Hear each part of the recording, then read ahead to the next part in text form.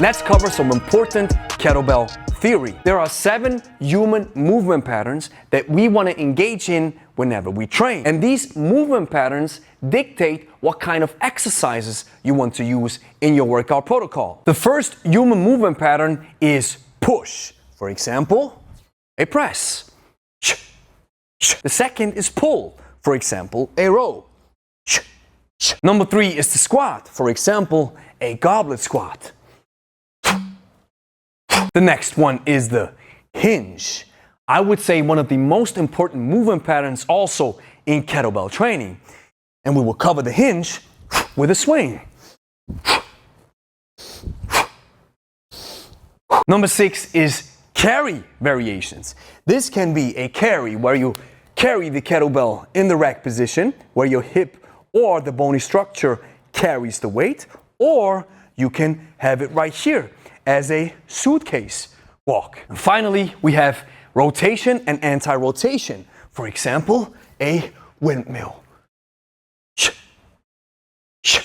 So as you can see with these 7 exercises, a press, a row, a squat, a swing, a farmer's walk, and a windmill, you will cover all 7 movement patterns, and therefore you have yourself a great workout. Speaking of training and workouts, there are a couple of variables that you can adapt, change in order to suit your needs. Number 1 is the weight. You can choose a heavier or a lighter weight. Number 2 is the amount of sets and reps. Do more sets, do more reps, engage into more volume or less volume, more explosiveness or more strength. Number 3 is you can increase or decrease time. Maybe I want to engage into a 5-minute clean and press, maybe a 10-minute snatch, maybe a 1-minute deadlift. Number 4 is tempo, also dubbed as RPM, reps per minute. Let's take, for example, a clean and press, where I want to do 9 reps per minute.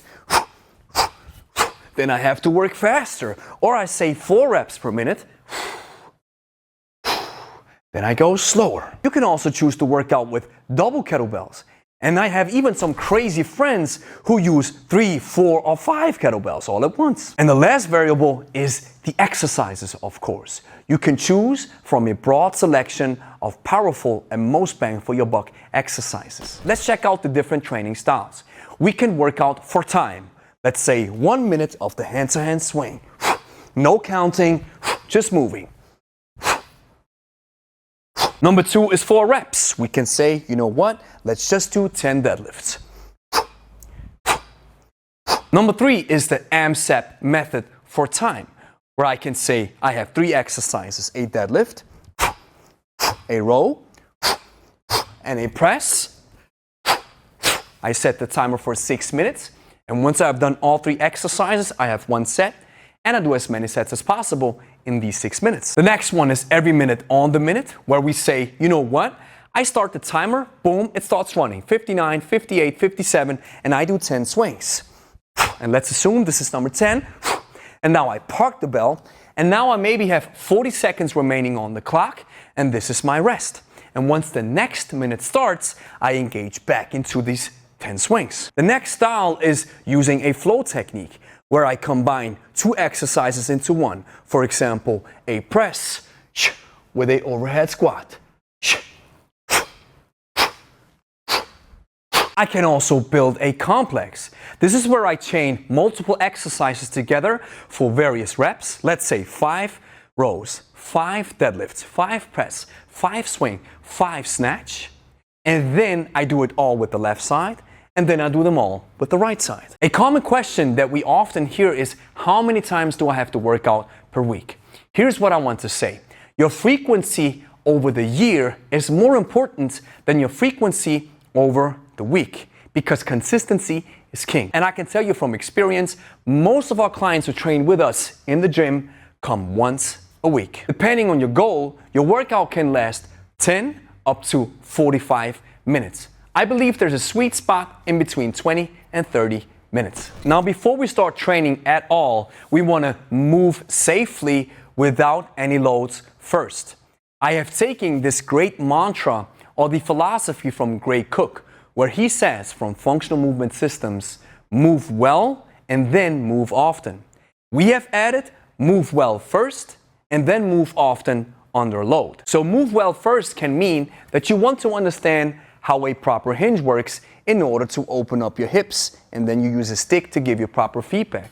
Maybe you want to circle around your shoulders to open up the shoulders, give them a little bit more mobility and flexibility in order to be able to go into the top fixation. If we want to learn a goblet squat, we want to make sure that we're able to keep our upper body as upright as possible, which requires some hip mobility and some back strength. Now, I also know for a fact, and science even proves this, is that if you start working out with kettlebells, your mobility, flexibility will improve automatically as well.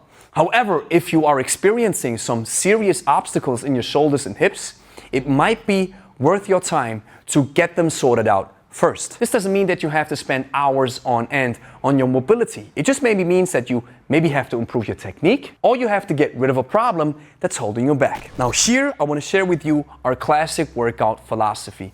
We also use different types of training methodologies, but this is one of the simplest forms that you can use, copy it, understand it, and just insert your exercises. So here's how the system works. You have 3 exercises that you do for 2 minutes each unbroken. This equals 6 minutes of volume. Now we add 1 minute of rest after those 6 minutes, and then we have 1 round, and you want to do 2, 3, up to 4 rounds. Now here's a strategy that you can use in order to progressively overload your system. This is a very complex term, but what it actually means is just using different methods to improve your strength, build more muscle, improve power and endurance. The first method is increase time.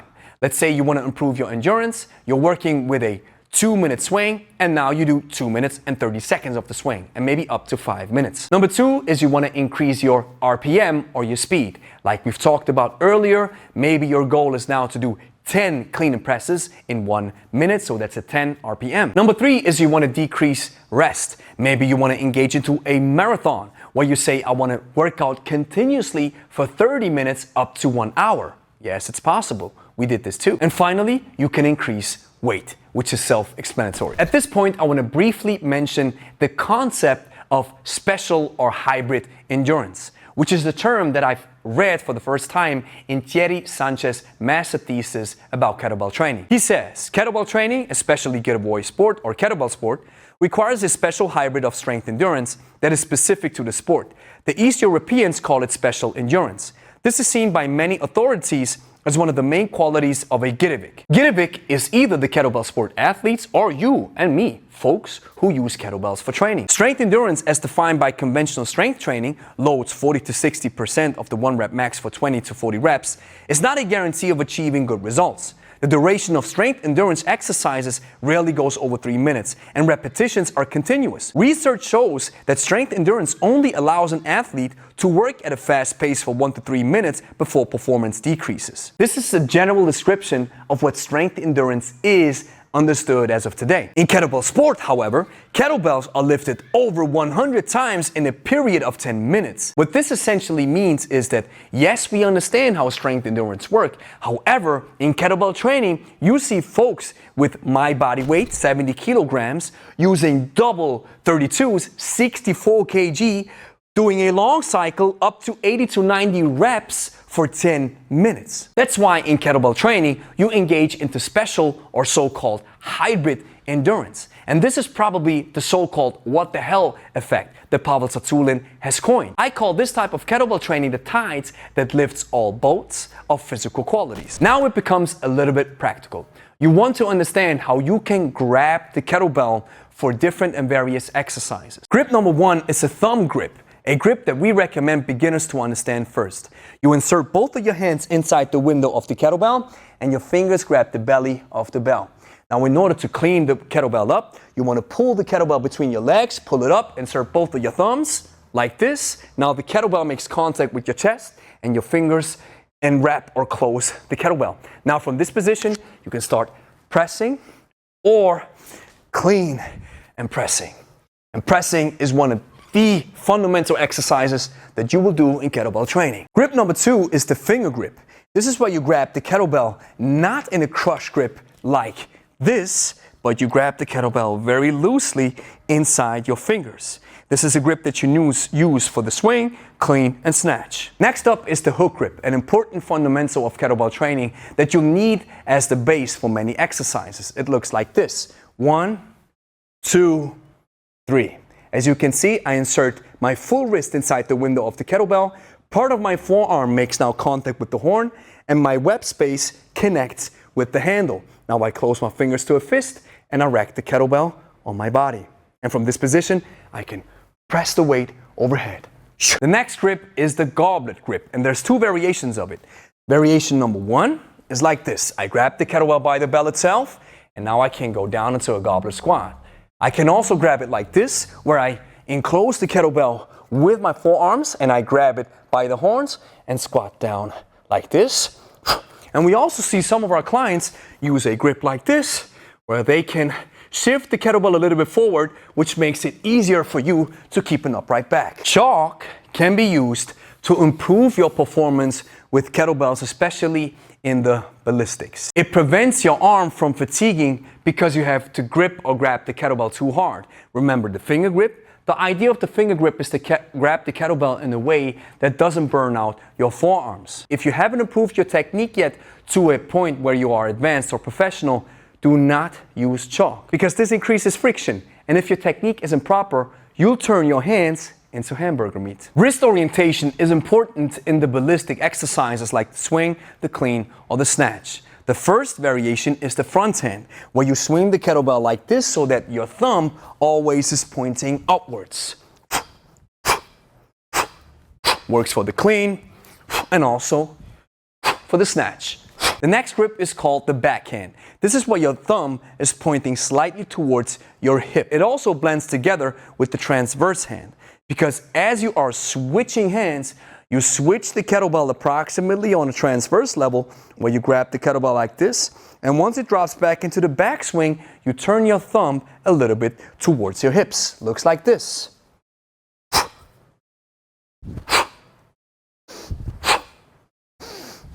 Works also for the clean and for the snatch.